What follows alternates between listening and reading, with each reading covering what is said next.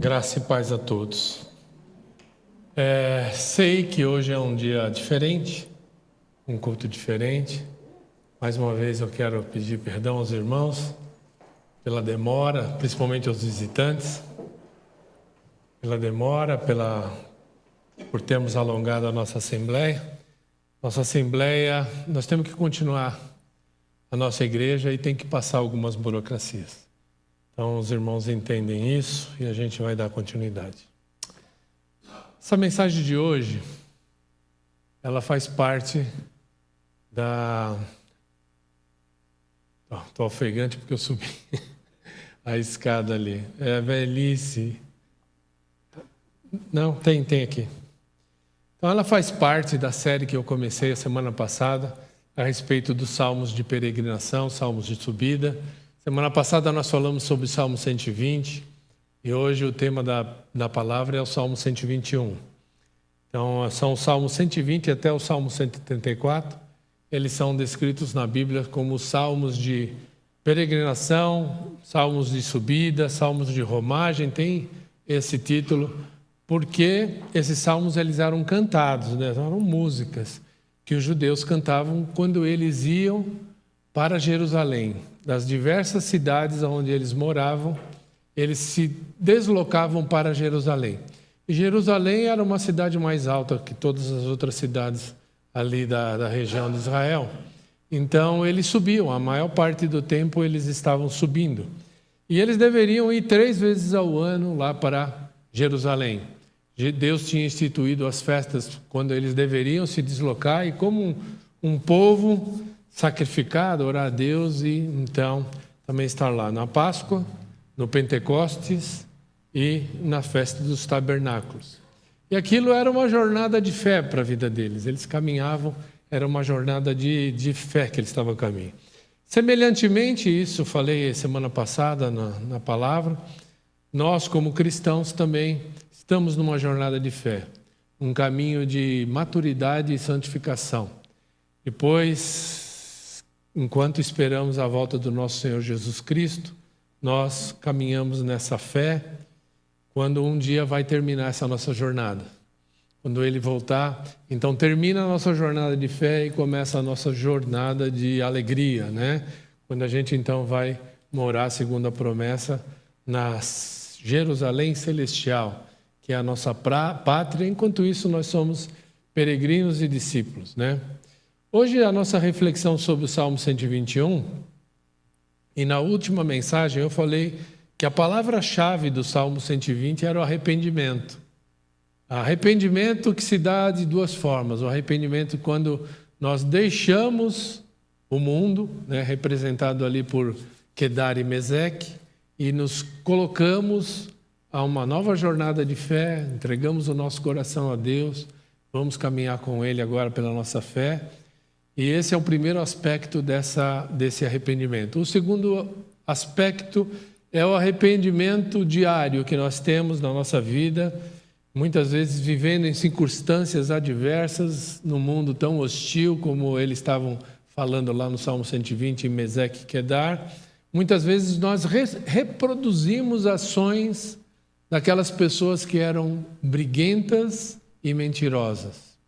Então, aquele arrependimento diário na nossa vida, de que embora nós não pertençamos mais àquela maneira de viver do mundo, a gente precisa diariamente se policiar para que aquelas coisas que eram características do mundo não façam morada no nosso coração e a gente não reproduza isso nos nossos relacionamentos, na nossa família, no nosso casamento e na igreja. E foi isso que eu tentei levar para os irmãos a semana passada, fazendo o desafio do Salmo 120, que é o seguinte: embora a gente viva numa sociedade onde a mentira e a briga permaneçam e prevalecem, a gente não venha permitir que essas coisas, essa cultura se instale na nossa vida. Esse foi o desafio da semana passada. E hoje então nós vamos meditar no Salmo 121, e a palavra do Salmo 121 é proteção, né? Nossa jornada de fé, nós que já deixamos o mundo, nós que nos dispusemos nessa caminhada, nem sempre tão tranquila, nem sempre tão afável, né? Muitas vezes a nossa fé faz com que a gente enfrente a adversidade.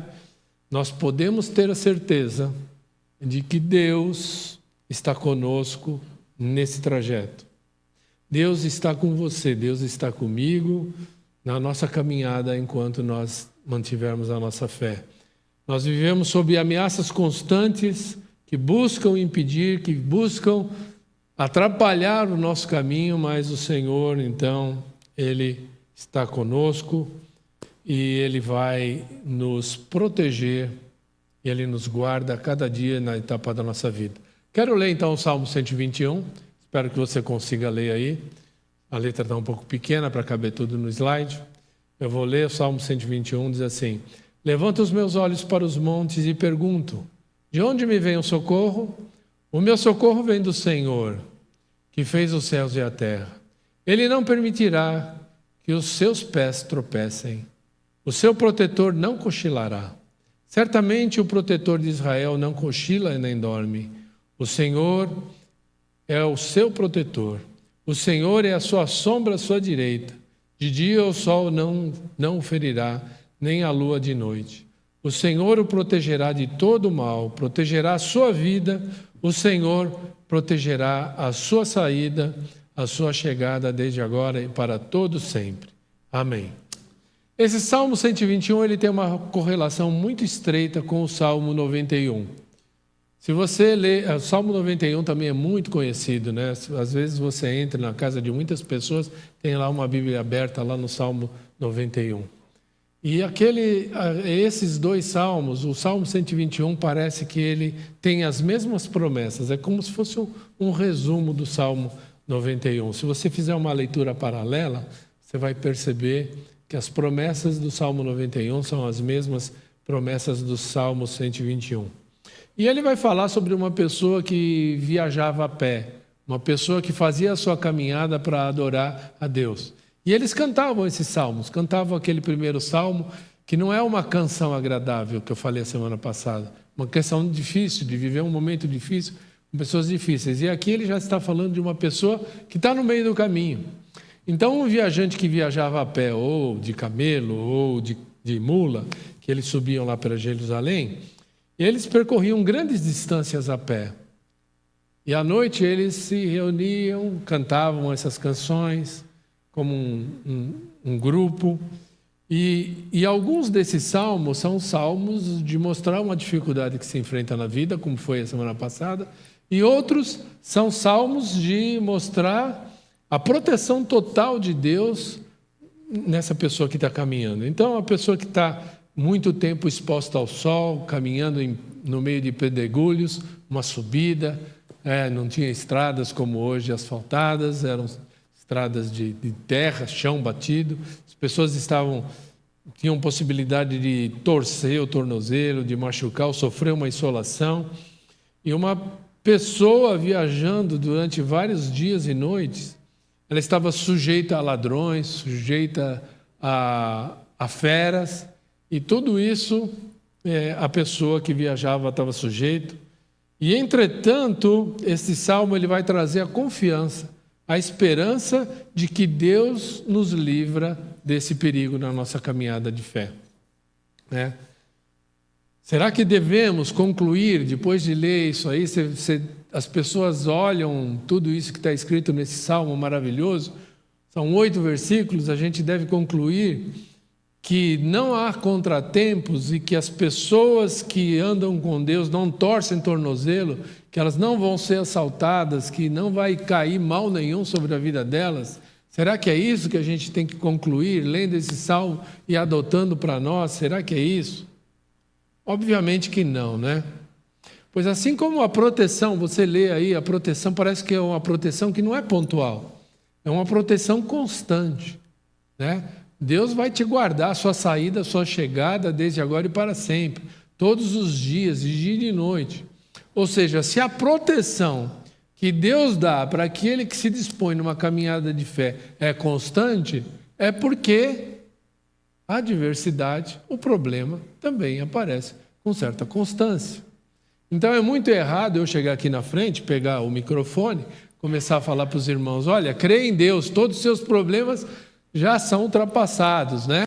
Nada vai fazer com que você sofra problema algum. Não, não é verdade.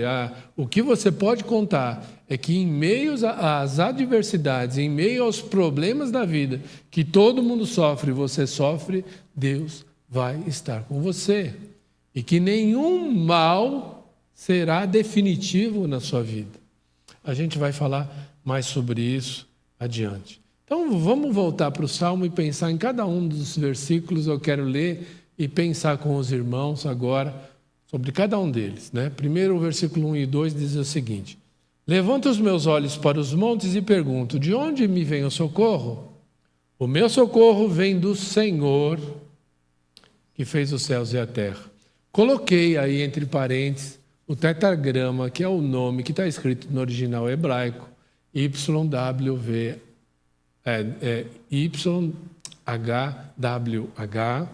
que é o nome de Deus, que foi traduzido por português como Senhor. Na verdade, né, a gente pode falar que é Yahvé, essa nomenclatura foi perdida. Tem gente que fala que é Jeová, gente que fala que é Yahvé, gente que não pronuncia. Os judeus, por exemplo, não pronunciam, nem escrevem. E aí está traduzido como Senhor. Então, todas as vezes que aparecer o Senhor, é o Senhor Deus, Criador, aquele que no início, né, no princípio criou Deus os céus e a terra. É esse o nome de Deus, aquele que, quando Moisés encontra com Deus e fala assim, quem que é o Deus? Quem eu vou falar? Qual é o nome do Deus que está me enviando? Ele fala assim, eu sou o que sou, o Eterno, né? O El Shaddai, o Senhor, aquele que do nada criou tudo. Então é esse Senhor. E está dizendo assim, eleva os meus olhos para o monte e pergunto, de onde me virá o socorro? Então, a pessoa que tomou uma decisão na sua jornada de fé, ela está sujeita a problemas. E ela procura auxílio na vida e pergunta, quem que vai me ajudar? Quem que vai me auxiliar? Será que a ajuda vem dos montes? É a primeira meditação do versículo 1. Vem dos montes? E aí tem duas interpretações que a gente pode adotar. Não uma ou outra, mas inclusive as duas, né? Pode ser as duas, inclusive. A primeira delas é a possibilidade de uma ajuda física, de fato, né? Ao surgir o perigo, nos montes, de repente, um irmão, um grupo amigo, eu sendo assaltado por alguém na minha jornada lá para Jerusalém, alguém poderia pensar, será que nos montes desce algum exército para me livrar dessa assolação, desse cerco, desse problema? Então, essa seria primeiro uma ajuda física. Quem queria ajudar? Né? Então, essa primeira possibilidade de ajuda que o salmista enxerga, mas ele diz não é de ajuda física que eu espero, não é dos meus irmãos, não é do exército de Israel, não é de ninguém, não é de um soldado, mas a minha ajuda e o meu auxílio não virá de aliados, não é do homem, a minha ajuda vem do Senhor. A segunda interpretação para esse versículo seria uma ajuda religiosa. Talvez a gente pode pensar que o salmista estivesse pensando assim, e olhar para os montes. Por quê? Porque um hebreu daquela época, eles cultuavam, né, a religião da época, eles costumavam cultuar em cima dos montes. Então eles montavam bosques e lá naqueles bosques eles faziam os cultos aos diversos deuses que existiam em toda a Palestina. Então, muita gente subia aos montes para buscar ajuda de fertilidade, ajuda para a agricultura. Então, eles tinham rituais de prosperidade, rituais de sexualidade, onde a fertilidade era assemelhada a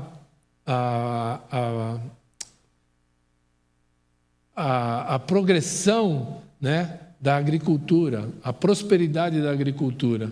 E eles então, essa fertilidade da agricultura, e eles então faziam esses rituais, e esses rituais eles envolviam muita prostituição e muitas coisas. Então, uma segunda maneira de interpretar isso é que eram colocados santuários nos bosques. Árvores plantadas em locais de culto, prostituição sagrada. E eram oferecidos remédios nesses locais, proteção, feitiços, encantamentos, para que a pessoa pudesse ultrapassar todos os perigos que eles poderiam ter nessa estrada. E essa era a coisa que um hebreu daquela época poderia enxergar. Será que a minha ajuda vai vir desses montes? Será que a minha ajuda vai vir desses rituais? Será que a minha ajuda vai vir dessas poções que eu vou conseguir e eu vou estar protegido do mal? Ele fala não. Ele fala não. A minha ajuda vem do Senhor Criador. E é uma coisa interessante, porque nós também que hoje temos a nossa caminhada de fé, a gente percebe uma série de ajudas. Autoajuda, horóscopo. Tem gente que não sai de casa sem abrir o horóscopo e ler. Existe tarô, búzios, passes, cromoterapia, consulta cartomantes, avidentes. E também no meio evangélico, hoje a gente tem uma religião muito esotérica, né? Pessoas procurando profetisas e profetas, pessoas colocando copo de água em cima da TV, pessoas fazendo limpeza com sal grosso na sua casa, tudo isso do meio evangélico. Se já não bastasse a gente colocar a vassoura atrás da porta para a pessoa ir embora, agora as pessoas colocam também outras coisas lá para buscar auxílio. E muitas crentes encontram nisso auxílio. Muita gente que já começou a sua jornada de fé olha para essas coisas, que hoje não são feitas nos montes, né? Mas antigamente eles buscavam nos montes. Aí então a palavra do Salmo 121, o Salmo 121 rejeita toda essa religião de flores, de que aproveita o melhor daquilo que encontra na natureza. Na verdade, o Salmo 121 enaltece o Criador e não a criação. Porque a partir do momento que eu acredito no sal, que eu acredito no homem, que eu acredito em qualquer coisa que o homem possa fazer ou transformar, eu estou tirando o poder daquele que é o Criador de todas as coisas, que é o nosso Deus Yahvé. O Salmo 121 rejeita isso. Ele busca o eterno, aquele que é, o eu sou.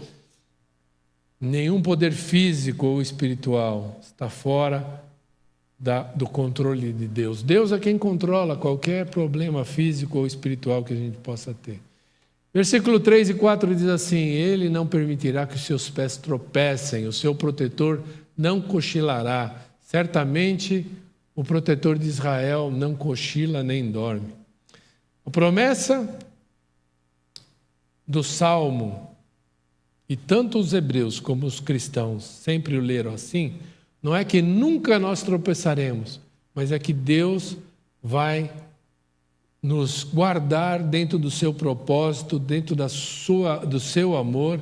Em nenhum momento há uma sugestão de que a vida de fé nos isente de dificuldade. O que a palavra de Deus promete é que a preservação de todo mal será feita por Deus na nossa vida, está na mão dele. O Deus Criador, o Deus que cuida de nós, o Deus que fez do nada aparecer. Tudo que nós estamos vendo aqui foi transformado pelo poder de Deus na sua criação. O homem teve inteligência de fazer cadeiras através do ferro, mas tudo que a gente vê aqui foi transformação daquilo que Deus criou. E é esse Deus que vai cuidar de você. Quando você tropeçar, se tropeçar. E muitas vezes evitar que você tropece. Muitas vezes não vai permitir. Quantos livramentos de Deus nós já tivemos por Deus, a gente não consegue imaginar. Alguns a gente pode enumerar, de lembranças que Deus nos guardou e de que Deus evitou que nós estivéssemos numa pior, mas nem todos a gente sabe. O Senhor nos guarda. Promessa que Ele tem um olho para nós, o Deus Criador. Você que coloca a sua fé nele. Porque tem gente que prefere colocar a fé no monte, a fé em outros locais, a fé em ídolos de madeira, a fé em Baal. Naquela época eles cultuavam a Baal. E hoje em dia eles cultuam outros deuses. Alguns cultuam o dinheiro, que é um deus da nossa época. Outros cultuam santos feitos de gesso e de madeira. Mas nós, cristãos, nós cultuamos e honramos e temos a nossa fé depositada no nosso Senhor Jesus Cristo. Então, cada página da Bíblia há o reconhecimento de que a fé depara com problemas. Quando Jesus nos ensinou a orar, ele fala assim: não nos deixes cair em tentação, mas livra-nos do mal. Ou seja, há consciência de que o mal existe e pede para Deus nos livrar. Ele não fala que nós estamos isentos de qualquer mal, mas que Deus pode nos livrar, e essa é a nossa fé. O cristão está sempre acompanhado e Deus está sempre acordado. Deus não cochila. Tem uma história interessante narrada no livro de Elias, aqueles que estão mais acostumados com a Bíblia conhecem, num episódio onde Elias faz um desafio ao deus Baal, né? E aí ele faz um pedido a Deus, Deus atende, e depois os profetas de Baal falam: nós vamos fazer igual, vai descer fogo do céu, igual você vai descer, e Deus vai querer o nosso holocausto. E aí eles começam, aí a manhã inteira, e nada de fogo do céu, nada de responder. Aí Elias fala assim: grita mais alto aí. Grita aí porque Baal deve estar dormindo. Aí Elias zomba dos adoradores de Baal. Por quê? Era costume as pessoas crerem que os deuses tinham o seu tempo de recluso, que eles às vezes dormiam. E aí eles tinham que evocar esse Deus para que ele acordasse, fizesse coisas, sacrifícios e coisas mais para que ele pudesse acordar. Então, relembrar que existe lá um ser que adora ele, e aí ele poder atuar. E a palavra de Deus aí está dizendo que o nosso Deus não cochila. Os olhos deles estão atentos à nossa vida durante 24 horas por dia. Enquanto você dorme, Deus está olhando para você. Enquanto você anda, Deus está olhando para você. Quando você saiu da sua casa para vir aqui, Deus te acompanhou. Quando você vai voltar, Ele vai te acompanhar. E Ele vai te acompanhar durante todo o tempo. O Senhor, Deus Criador, versículo 5, é o seu protetor. O Senhor, Deus Criador, aquele que é o Eu Sou, é a sua sombra à sua direita. A sombra é aquela coisa... Quando eu era criança, eu lembro de brincar e querer enganar minha sombra, né? Coisa de criança. E eu ficava encucado que não dava. Eu fazia assim, a sombra tá, nem ela está fazendo agora. Todos os meus movimentos ela acompanha. É uma extensão daquilo que eu sou. E Deus, esse texto está dizendo que Deus é a sua sombra à sua direita. A direita na Bíblia é o lugar de honra, é o lugar de força, né? Por isso que a Bíblia diz que o Senhor Jesus subiu ao céu e está sentado à direita de Deus, direita do Pai. É um lugar de honra. Deus tem um lugar de honra na sua vida, se você concede.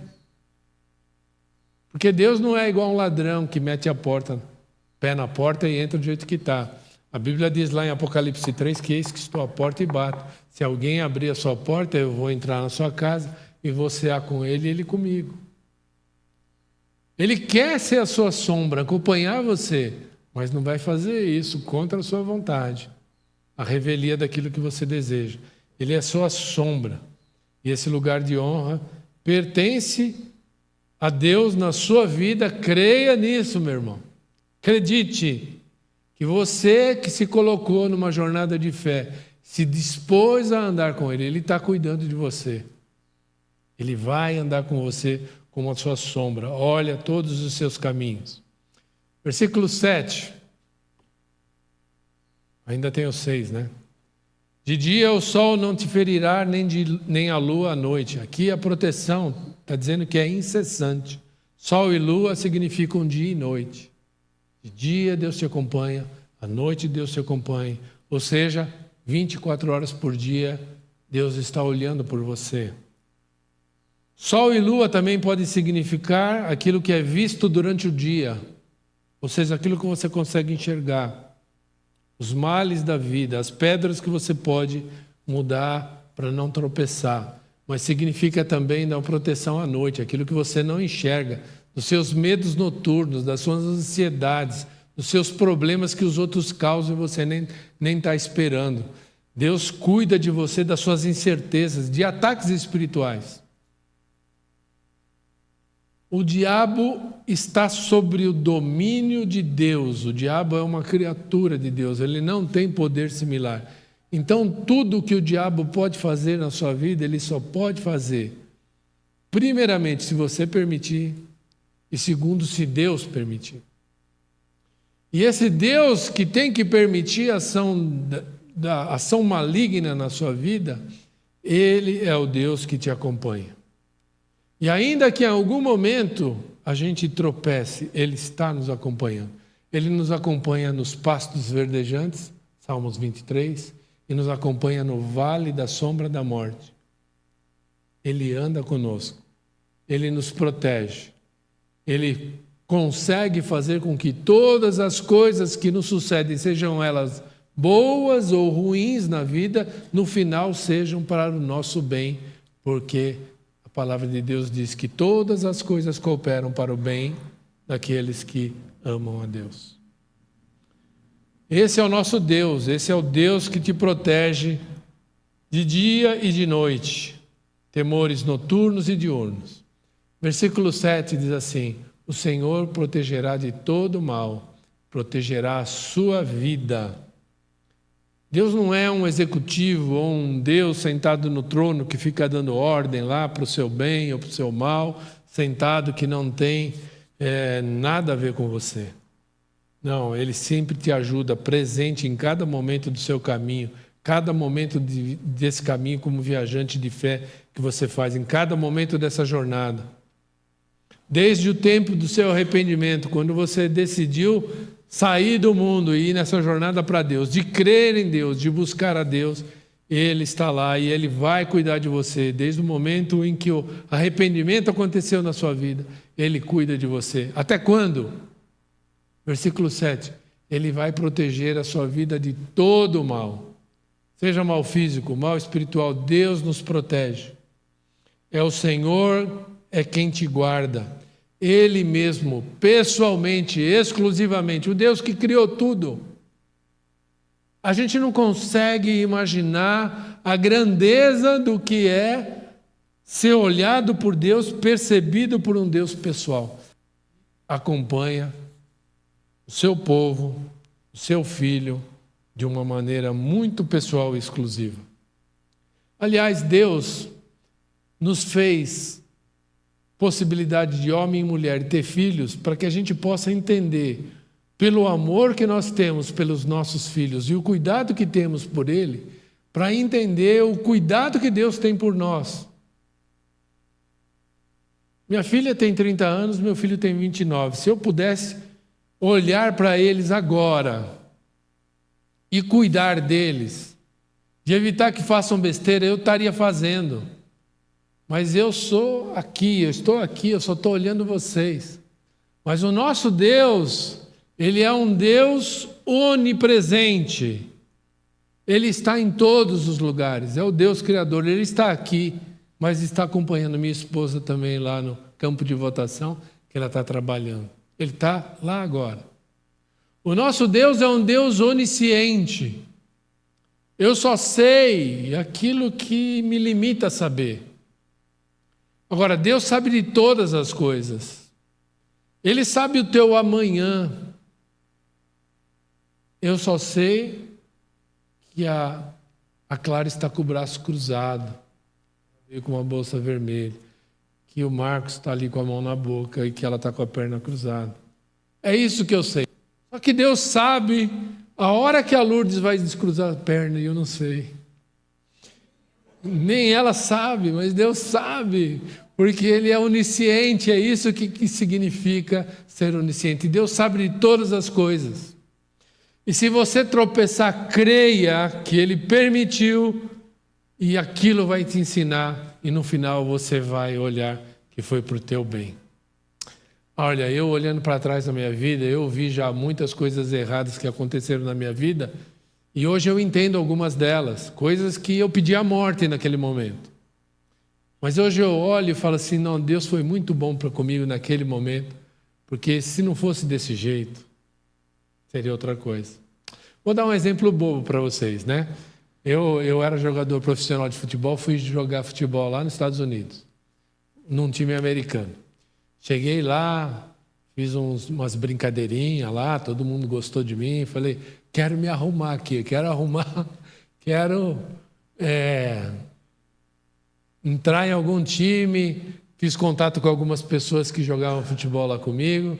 E fui lá, fui de férias, deixei as procurações aqui para todo mundo assinar. Eu já era engenheiro, já trabalhava numa grande empresa multinacional, mas deixei tudo pronto para chegar lá. Semana, uma dor no tornozelo terrível, eu não conseguia nem andar. Irmãos, eu não joguei tempo nenhum. Eu fui numa excursão com um time americano. Fiquei sentado no banco assistindo todos jogarem, eu não joguei um jogo. E eu queria morrer depois quando eu voltei. É muito azar, né?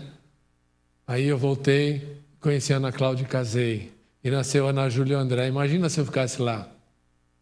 Não. Aí eu voltei, tive uma empresa e agora estou aqui com vocês. A vida da gente muda. Naquele momento eu achei, nossa, isso é uma maldição. Por que tinha que acontecer comigo bem isso aqui? Um sonho de um jogador de futebol, que eu queria ficar lá. Não aconteceu. E hoje eu olho que é para o meu bem. E se eu pudesse voltar e mudar alguma coisa, não mudaria nada, né? Nada. Porque aquilo que aconteceu de ruim no momento, depois eu entendi. Agora, meus irmãos, quantas coisas de ruim aconteceram comigo e eu não consegui entender até hoje? Deve ser muito mais do que aquilo que eu consegui entender. Isso acontece na sua vida também. Mas saiba, confie, creia que o Senhor está no controle da tua vida. Entrega a tua vida ao Senhor. Confia nele e o mais Ele fará. Entrega teu caminho ao Senhor. Ele vai fazer e vai cuidar de você. Sabe por quê? Porque Ele é onisciente, Ele é onipresente e Ele é onipotente. Todo o poder pertence ao nosso Deus Criador. Versículo 8. O Senhor, Yahvé, protegerá a sua vida e a sua chegada desde agora e para todo sempre. O Criador, o Senhor, Ele é Senhor sobre todo o tempo. Ele vai cuidar da sua entrada, da sua saída, da sua chegada. Isso quer dizer, em todos os momentos da sua saída, em todos os momentos da sua chegada, estão sob controle e Ele vai cuidar desde agora e para sempre. Sabe o que quer dizer esse sempre? Eternamente. Quando uma pessoa que crê em Deus morre, um cristão morre, não é porque Deus ficou desatento, mas é porque Deus continua cuidando daquela pessoa. Se cremos que a nossa vida não é o fim aqui, se cremos e entregamos, se cremos na ressurreição de Jesus Cristo, cremos também que um dia seremos ressuscitados pelo poder dele. E ele vai cuidar de nós em todos os momentos da nossa vida e depois também. Por quê? Porque é para sempre. E esse para sempre, a palavra é eternamente. Deus cuida eternamente de nós. E isso faz lembrar uma palavra de Jesus, uma promessa de Jesus, que ele falou assim: eis que eu estou convosco todos os dias, até a consumação dos séculos. É a mesma palavra do Salmo 121. Deus cuida de nós todos os dias e para sempre. E vai cuidar até depois do nosso falecimento, até depois da nossa morte. Então a vida cristã é ir até Deus. E ao ir até Deus, os cristãos percorrem o mesmo terreno que todas as pessoas percorrem.